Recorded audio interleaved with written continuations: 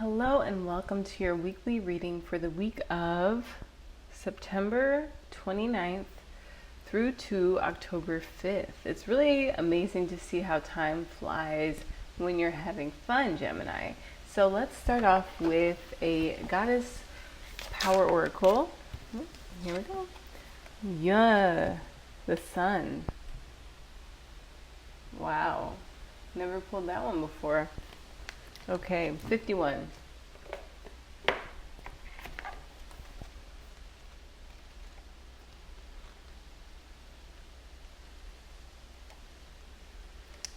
Empowerment message. When you shine your light into the world, you will attract various people and experiences that match or challenge. So it's like moths, parasites, sometimes people who are just vibing same sunlight as you.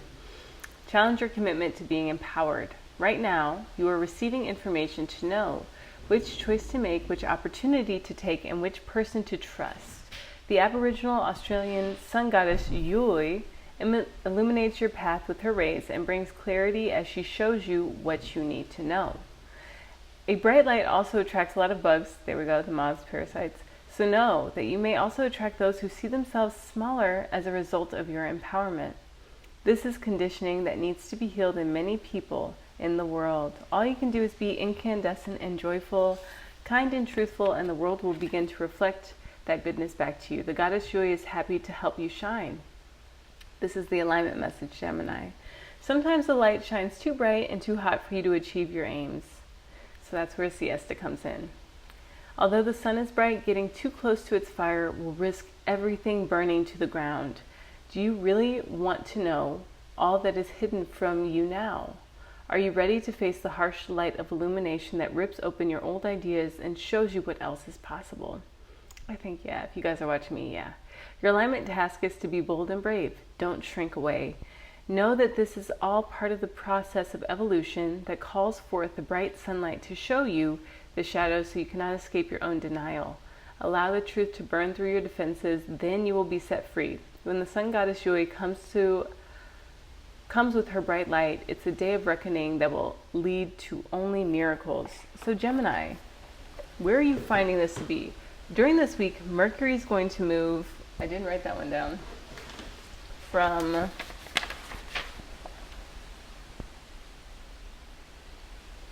let's see, how fast is Mercury moving this time? 5 degrees Libra,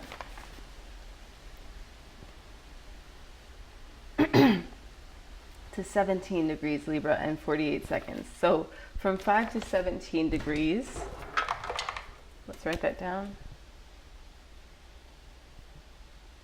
You guys will have new opinions, thoughts, and beliefs about what you can create, about how you can romanticize your life, about who's worthy of your time. A lot of people assume, with the sun, that they're worthy of the sun's time, to which some people get sunburned.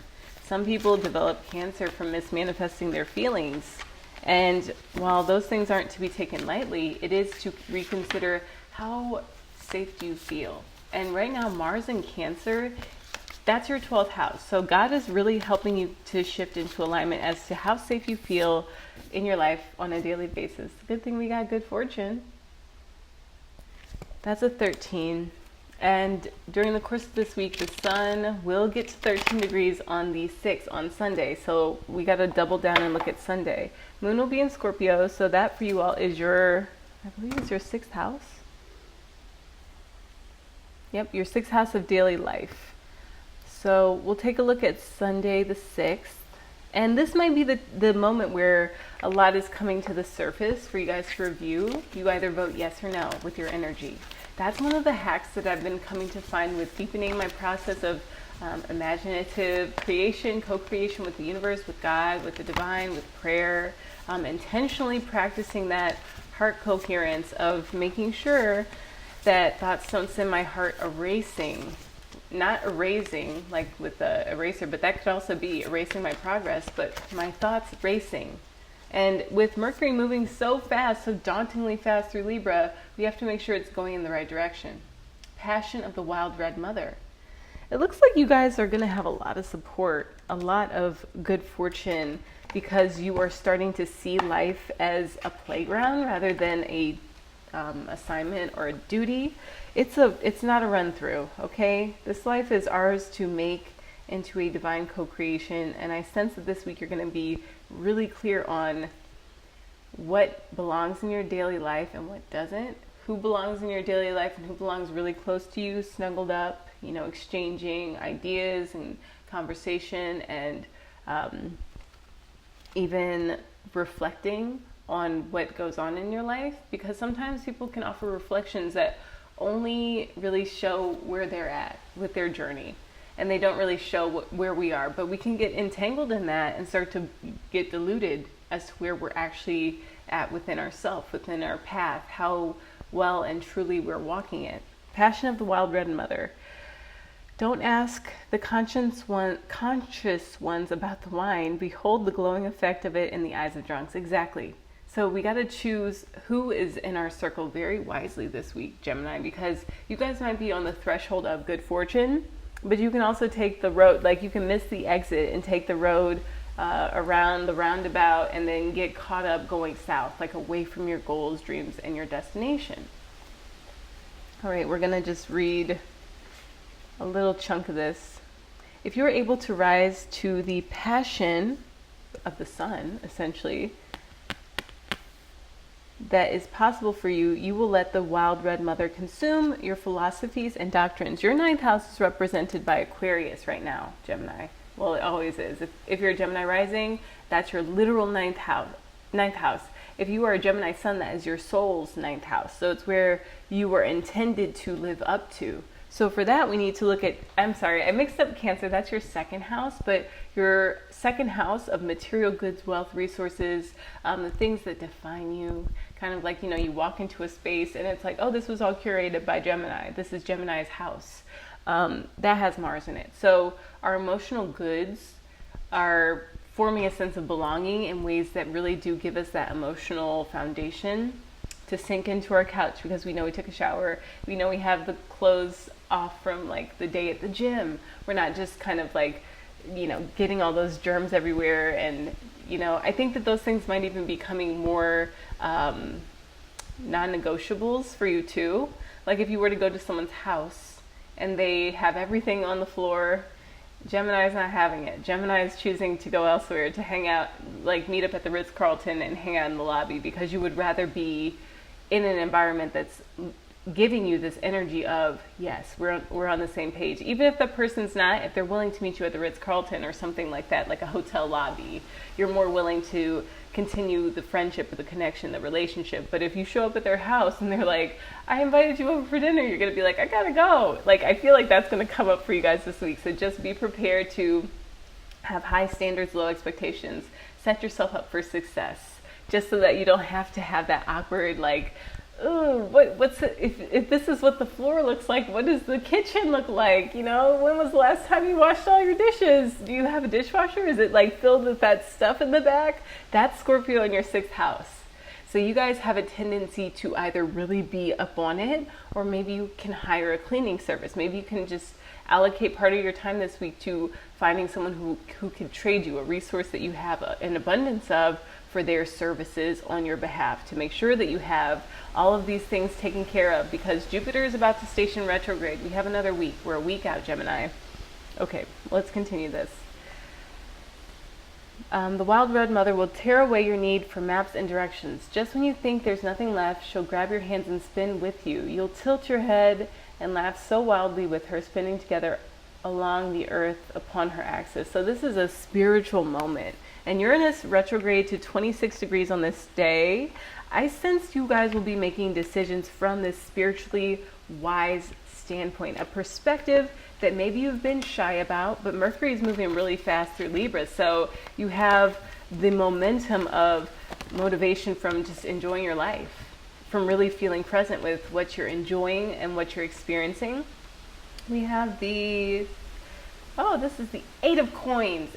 So yeah, this decision is going to put you in a place where you're really happy with the foundation you've laid for yourself to have really high standards. And I sense that there will be some help to make sure that you are, seeing yourself properly, seeing yourself as this radiant being, this star, the center of the room. Even with Jupiter retrograding, people are going to reconsider how they saw you whenever you were like going about the world, mind your business, living your best life. We have the Queen of Wands. This is you, Gemini. I feel like with Geminis, you guys, I speak to a Gemini. He's a regular joiner in my live sessions, and he is up on it. You guys are really up on it. You guys are following your intuition.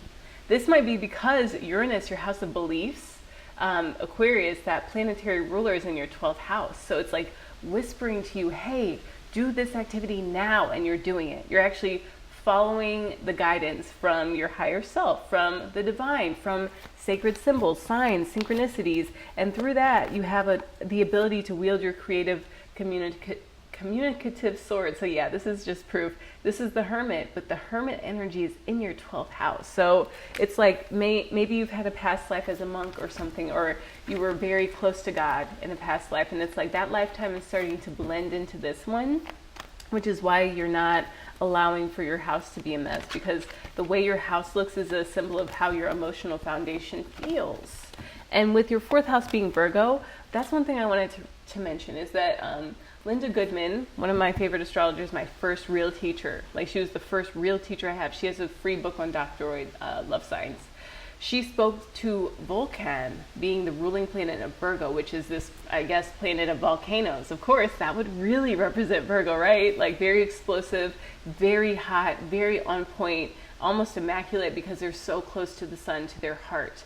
But they also have that, I don't want to say duplicity in a way that is like the negative connotation of Gemini, like this like secretive, behind your back, whispering about you kind of thing. It's more like they have to double check everything, dot their I's, cross their T's twice before they feel content. And I feel like you guys are starting to recognize where that kind of energy serves you. Like if it's eroding your emotional foundation, we're stopping that. Yeah, it's time to take a break from that kind of energy of, you know, like really like getting the lint roller out 5 times before you leave the house, that controlling behavior. Sometimes it needs a diagnosis and medication, but sometimes it just needs that heart coherence of slowing the thoughts, being really present, letting the passion form around our talents and not around our worries. 9 of Wands. So yeah, you guys, in your foreground, in your most immediate sense, you guys are seeking more emotional fulfillment. We do have both the moon and Venus. That's what it was. The moon and Venus cross over each other. The moon crosses over Venus in between the 5th and the 6th of October. So that means for you guys that your daily life is going to be sort of like, nah, this worked. And that's okay. I just need to find something that draws me deeper into my passions. Gemini, let's get one final card from Mary Magdalene. And it feels like your thoughts will be clearing up. Again, those decisions that you're making are going to just be to start living more of this hermetic life, to have Socratic discussions. You're not trying to have absolutes. You're not being blinded by any sort of dogmatic belief systems. You're really coming into touch with your heart. I really do sense that because the sun's in your 5th house, and with Mars in your 2nd, doing that work to make sure that you don't feel emotionally alienated anymore. Like you really speak up for what makes you feel valued. When you go to someone's house, if they have it dusted, polished, you know, candlelit to create a sense of ambiance, you know that that's for you. Simple gifts, appreciation, exactly. So don't be afraid to appreciate when someone does that for you. You know, if you walk into the Ritz-Carlton, you can just be in gratitude, and that will create more of it in your life, more ripples. Thank you so much for tuning in, Gemini. If you guys are just checking this out for your sun sign or rising, go on ahead and watch other readings for your chart. I find that it creates a bit of coherence, and you're able to have a bit more tools to navigate the week's energies with. Thank you so much to my subscribers. It means everything that you guys are here. Go on ahead and share one of my videos with a friend who could use a reading. Join me on Telegram. I give lunar syncing guidance to either sync with your moon cycle, ladies, or to tune more into the intuitive wisdom from someone who is embodying their lunar qualities. Thank you guys, and until next time, Aloha.